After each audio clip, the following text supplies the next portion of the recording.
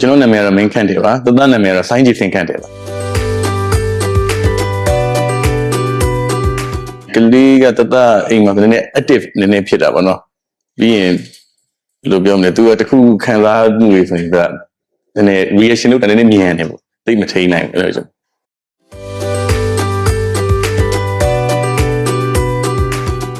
ဒီ mindful တောင်းတော့ဟိုပေါ့အကြောင်းကတော့ကြာပြီဒါပေမဲ့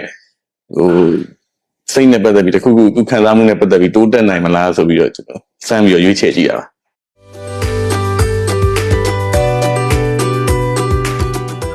ဒီကလူတယောက်ကအဓိကစိတ်ဆိုတော့နော်ဒီစိတ်နဲ့ပတ်သက်ပြီးတော့သူဒီ emotional တွေမျိုးတော့ဘယ်လိုမျိုးစိတ်ခံစားမှုတွေထိန်းချုပ်နိုင်မယ်ဆိုရင်တော့ဘယ်လိုပြောမလဲ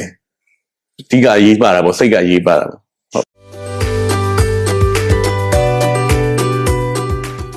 ကျိုးနေရာတွေတော့ change ဖြစ်တယ်ပေါ့နော်အဓိကတော့သူ့ရဲ့စိတ်ထဲမှာဝမ်းနေတာမျိုးဟိုစိတ်မကောင်းဖြစ်တာမျိုးဆိုရင်တော့သူကတခုဆိုထုတ်ပေါ်လာတတ်တယ်ပေါ့အဲ့လိုမျိုးထုတ်တက်လာတယ်ဟုတ်ကဲ့ဟာပေါ့ဒီကျွန်တော်မိမိရဲ့သားသမီးတွေကိုဒီစိတ်ခံစားမှုနဲ့ဒီစိတ်ခံယူချက်တွေနဲ့ပတ်သက်ပြီးတော့တိုးတက်စေခြင်းတော့ထားသင့်ပါတယ်ဗျဒီမှာဟုတ်ကဲ့ပါ